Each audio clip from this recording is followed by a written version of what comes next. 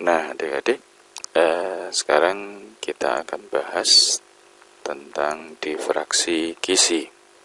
Nah, apa sih difraksi gizi itu? Kalau difraksi kemarin kita sudah tahu bahwa difraksi itu adalah pelenturan ya. Jadi melenturnya cahaya karena melewati celah sempit gitu. Nah, yang sekarang lebih khusus lagi kita bahas adalah gizi ya. Jadi gizi, apa sih gizi itu? Gitu ya. Nah, yang dinamakan dengan gizi itu sebenarnya adalah celah sempit juga ya. Oke, celah sempit. Celah sempit, di mana celah sempit itu dibuat sejajar. Ya, celah sempit yang dibuat sejajar. Oke, sejajar. Nah, dibuat sejajar sedemikian hingga dalam jumlah yang banyak. Nah, gitu. Nah, apanya yang banyak? Celahnya ini ya, jadi celahnya banyak. Nah, gitu. Nah, gambaran tentang gizi, mari coba kakak gambarkan ya. Jadi gini, oke, ya gitu. Ya, saya agak perbesar aja. Saya pakai garis yang agak besar ya tadi ya. Oke, iya gitu. Ini ada lubang-lubang kecil gitu ya. Nah, jumlahnya banyak. Itu. Nah, adalah cukup segitu. Nah, kemudian ada sumber cahaya. Nah, gitu ya, ada sumber cahaya. Oke. Nah, ada sumber cahaya datang. Nah, dari situ. Oke. Nah, ya, itu sumber cahayanya. Oke, kita lengkapi dengan tanda panah. Oke, gitu. Ya. Nah, sumber cahaya ini datang pada celah-celah sempit yang ada di sini. Nah, jumlahnya banyak, maka coba kakak ambil salah satu saja ya. Ambil salah satu. Nah, ambil salah satu, misalkan yang ada di sini. Nah, dia nerobos lewat situ ya. Nah, akhirnya nanti dia melentur gitu. Oke, tuh. Nah, kemudian ya, kita buat layarnya di sana. Ya, kita buat layarnya. Oke. Nah, ini layarnya adik-adik. Ini layarnya. Nah, tepat pada garis lurus ini nantinya akan terbentuk pola terang. Nah, di sini yang kita namakan sebagai terang pusat. Nah, oke, terang pusat. Nah, kemudian dari hasil lenturan dari salah satu lubang yang ada di sini, oke. Nah, itu terang pusat. Nah, berikutnya ada gelap. Nah, di situ gelap. Nah, kemudian setelah gelap ada terang lagi di sana. Terang. Berikutnya yang di atas juga begitu. Sama. Yang di atas buat garis. Nah, di situ setelah terang pusat ada gelap. Nah, setelah gelap apa? Terang. Nah, kayak gitu. Nah, dari contoh ini maka bisa kita tuliskan kalau yang lurus dengan garis ini kita beri nama sebagai terang pusat. Terang pusat. Maka yang ini namanya terang terang satu. Nah, yang itu juga terang satu. Nah, yang di sini di antara terang pusat dan terang satu apa namanya? Apa namanya? gelap 1. Oke, saya beri nama G1. Situ juga G1. Nah, kalau mau buat gambar gelombangnya ya, gambar gelombangnya boleh seperti kemarin. Oke, ini dari terang pusat kita buat gambarnya ya gitu. Ya gitu ya. Oke, kemudian pakai warna yang lain ya, warna yang lain. Oke gitu ya. Nah gitu. Nah, maka dari sini mari kita coba kita ingat kembali gitu ya, kita ingat kembali jarak di antara celah dan layar. Nah, kemarin kita namakan sebagai L. Nah, kemudian jarak antar pola gelap dan pola terang di sini. Jarak antara pola gelap dan pola terang. Oke, boleh. Z, pola gelap dan pola terang. Boleh, ini kita ambil, kita beri nama misalkan sebagai P.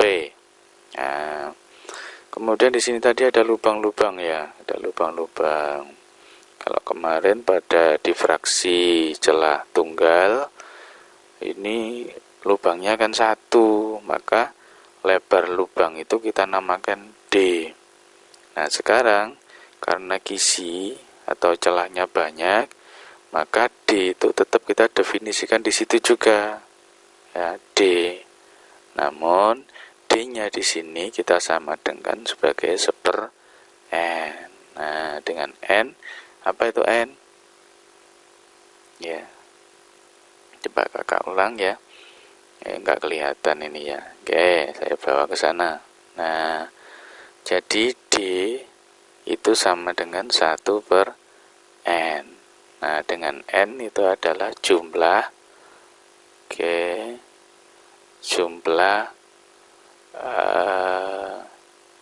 jumlah kisi ya, jumlah kisi ya gitu, jumlah kisinya berapa gitu. Nah, dan L itu jarak antara kisi dan layar, sedangkan P-nya adalah jarak antar pola. Nah, dari sini kita bisa tuliskan rumusannya tetap seperti kemarin. P kita kalikan dengan D dibagi dengan L. Maka nanti akan terbentuk dua pola yang sama seperti kemarin. Juga ada pola pola terang ya, pola terang, dan satunya pola gelap. Nah, pola gelap. Nah, untuk pola terang karena terang pusat ada di sini, kemudian terbentuk di terang 1, di antara terang pusat dan terang 1 itu ada gelap. Ya, di situ gambarnya kita bisa lihat pola terang itu terbentuk dari ini, dari terang pusat menuju terang berikutnya. Nah, ini berapa lambda ini? Nah, berapa panjang gelombang? Ya, jelas di sini. Coba saya tunjuk. Nah, ini terang pusat, ini terang 1. Terang pusat, terang 1. Ada berapa lambda? Ya, 1 lambda. Nah, maka ini nanti untuk pola terangnya di sini kita tuliskan 1 lambda ya, atau kita tuliskan rumusannya jadi 2K ya, 2K dikali setengah lambda. Kemudian untuk pola gelapnya 2K min 1 dikali setengah lambda, dengan catatan bahwa K-nya itu selalu kita mulai dari angka 1, 2, 3, dan seterusnya. Coba kita masukkan sekarang, kita cek. Ketika K sama dengan 1, kita masukkan ke rumusan pada pola terang.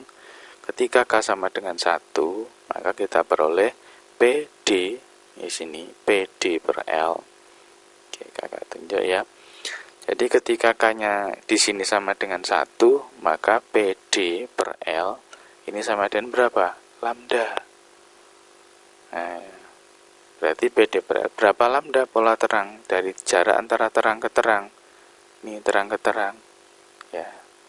Jarak antara terang ke terang berapa lambda? 1 lambda. Nah, sedangkan di sini kalau kita cek untuk pola gelap, kita masukkan K sama dengan 1. Kalau K sama dengan 1 berarti 2 kali 1. 2 kurangi 1, 1, setengah lambda. Apakah betul untuk pola gelap ini terjadi? Yang pertama berarti ini pola gelap 1. Ya, pola gelap 1. Pola gelap 1 berapa lambda? Iya, setengah lambda. Ini jaraknya. Itu.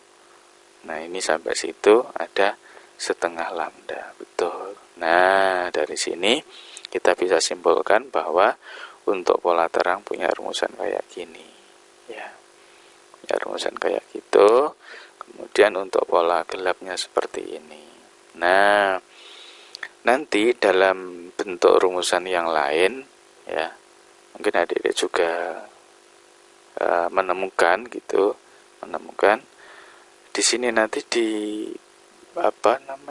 dimunculkan rumus bentuk lain gitu ya. Jadi P kita bagi dengan L dikali dengan D itu sama dengan, nah ini sebenarnya tadi lah, P per L ya, jarak antar pola karena di sini kan kita misalkan sebagai theta. Nah, gitu. Jarak antar pola ini, jarak antar pola, kemudian L-nya adalah jarak antara kisi terhadap layar, maka P kita bagi dengan L ini didefinisikan sebagai sin sinus theta. Nah, sehingga pada akhirnya kita boleh menuliskan bahwa rumusan PD per L ini kita ganti menjadi D sin theta. Nah, yang satunya sama dengan 2K dikali dengan setengah lambda, dan satunya adalah 2K min 1 dikali berapa? Setengah lambda. Nah, demikian adik-adik untuk penjelasan tentang difraksi kisi. Selamat belajar, semoga sukses.